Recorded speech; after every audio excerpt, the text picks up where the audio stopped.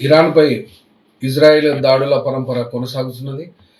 Israel జరిపినటువంటి దాడిలో supreme national council Iran దేశం యొక్క సెక్రటరీ అలీ లారిజానీతో పాటు బసీజ్ కమాండర్ గులాం రేజా కూడా హతమైనట్టుగా వార్తలు వస్తున్నటువంటి నేపథ్యంలో ఇరాన్ కూడా ఇజ్రాయెల్‌పై దాడులు కొనసాగించింది. ఆ యొక్క మిజైల్ దాడులలో ఎంత నష్టం జరుగుతుంది అనబడేటువంటి లెక్కల్లోకి అయితే పోదలుచుకోలేదు. ఎందుకంటే యుద్ధం ముగియలేదు కాబట్టి.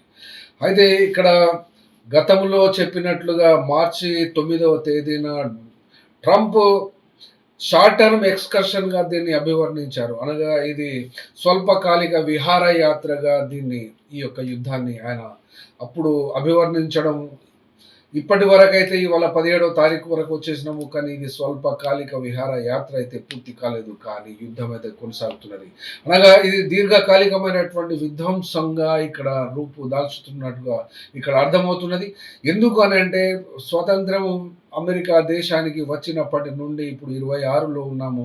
ఈ 250 సంవత్సరాల సుదీర్ఘమైనటువంటి ఈ యొక్క చరిత్రలో అమెరికా 469 విదేశీ సైనిక జోక్యాలు చేపట్టింది.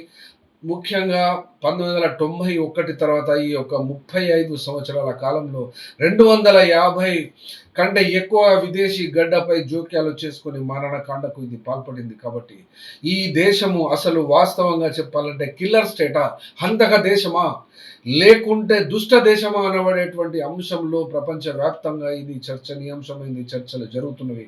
అయితే ఈ యొక్క 1775 నుంచి 2026 వరకు ఈ యొక్క 250 సంవత్సరాలలో అమెరికా సైనికుల నష్టం 13 లక్షలకు పైగా అమెరికన్ సైనికులనే చనిపోయారు. కాబట్టి ఇది బ్రతుకుతున్నది ఒక కిరాయి హంతకుడి ముఠాగానే ప్రపంచంలో ఇది అవతరించింది, దాపురించింది కూడా అని చెప్పవచ్చు. ఎందుకనంటే కేవలం విదేశీ గడ్డపై విదేశాలలో ఉన్నటువంటి న్యాచురల్ రిసోర్సెస్ను దోచుకోపోవడము గురించి మాత్రమే ఇది పనిచేస్తున్నట్టుగా ఆ దేశంలో ఉన్నటువంటి బ్రతికేటువంటి వాళ్ళు ఇన్వెస్టర్స్, ఆ యొక్క ఇండస్ట్రియల్ కాంప్లెక్స్లో పెట్టుబడులు పెట్టేటువంటి వాళ్ళు కేవలం యుద్ధ ఉన్మాదానికి మాత్రమే వాళ్ళు పెట్టుబడులు పెడుతున్నారు, సంపాదిస్తున్నారు. కాబట్టి ఇక్కడ యుద్ధాల వలన వచ్చేటువంటి నష్టము అమెరికా సైనికులే పోతున్నారు. కానీ ఇక్కడ యుద్ధం మాత్రం అమెరికా పేరుతో జరుగుతున్నది. కాబట్టి ఈ యొక్క మారణ హోమానికి అమెరికాయే ప్రపంచములో అత్యంత దుష్ట